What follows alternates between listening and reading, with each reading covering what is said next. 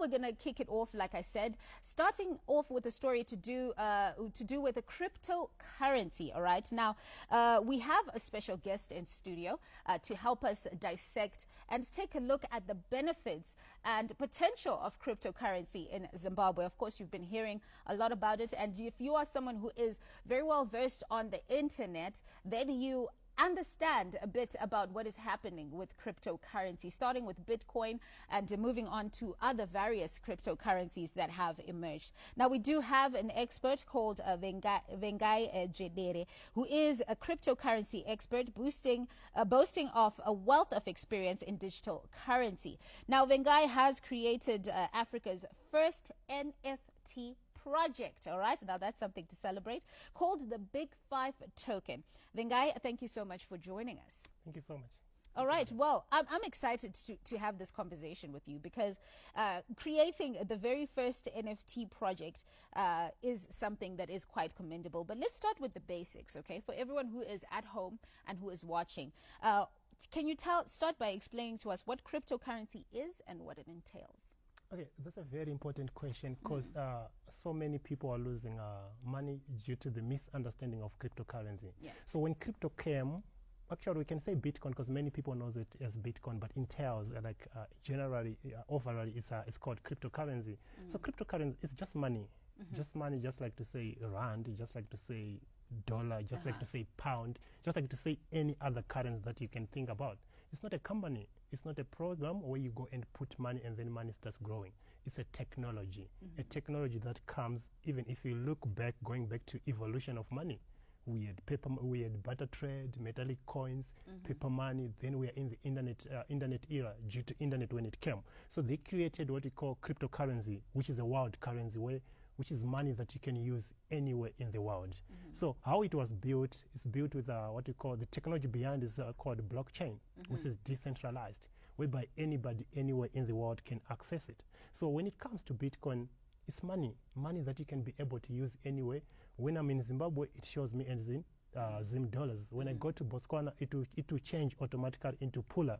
When I go to UK, it will change automatically to pound. But this money is somehow limited. There is so many things that people need to learn about it, which makes you to be able to make it as a source of income. Right. Let's start there. Okay. What basis is the value of cryptocurrency? Because we do know, like with our currency, you know, we might have a backing of gold that might be holding the value of our currency. What is holding the value of cryptocurrency? So the value of crypto is in the people.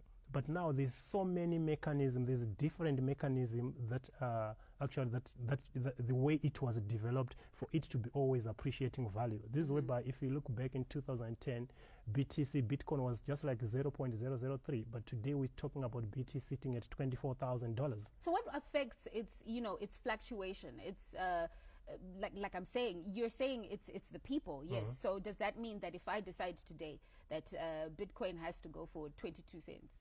That's what it is? It's not really to say the power here is in people, but now if you look at the adoption, we've got financial institutions, we've got almost everybody in the world, when they're doing transaction, whatever they are doing, the investment that they're doing with crypto, and now they're actually using it in different worlds. For example, if you want to do a transaction between China and Zimbabwe, you can just do it in cryptocurrency because it's a world currency whereby the adoption is being adopted by the world.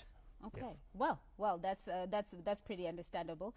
Well, what are the potential benefits of using cryptocurrency? You did say it is, created through blockchain. What are the benefits of actually using cryptocurrency outside of it being, accessible across the world? What are some of the other benefits? When it comes to crypto, the main advantage is like, for example, now I want to travel to go to China. I don't need to carry my bag of cash. Yeah, I know there's internet money, but somehow it's limited. But now when it comes to crypto, like what I said, it's a world currency whereby you can be able to use it anywhere in the world. Again, it's changing the world. It's the technology that is taking over. Just like if you go back to the phones, we didn't have the phones, the communication. Now it's easy to communicate with anybody in the world. Just the same when it comes to Bitcoin, you're now able to transact with anybody else in the world. You can transact $1 million right now, but you're paying Bitcoin, but you're being charged something like $1 or less than $1 So here's a question, because you did say if you are in Zimbabwe and you move to China, the money that I would have put in Bitcoin would be the same money that I would reflect when I'm in China, but it would be obviously in the yuan, right? Yes.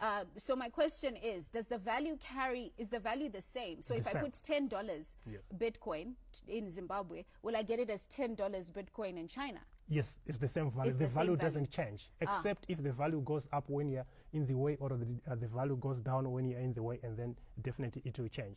Okay. Yes. Well, now that we've fully understood the concept of cryptocurrency, let's move to NFTs. And, you know, taking a look at your project that has to do with called the Big Five project. Start by explaining NFTs and how they relate to cryptocurrency, and then let us know a bit more about your Big Five project. So it's kind of process. This is whereby I'm saying education is the most important thing. It really is. Yes, it is the most very, very important thing. So when it comes to NFTs, so we had a blockchain that first we had Bitcoin, and then we had a blockchain that was created, which is called Ethereum blockchain, which gave it which gave it an access to be able to digitalize the media on itself, to digitalize the media, whereby when it comes to NFTs, they're called non-fungible tokens, whereby now they actually be able to market like footballers, like people who play soccer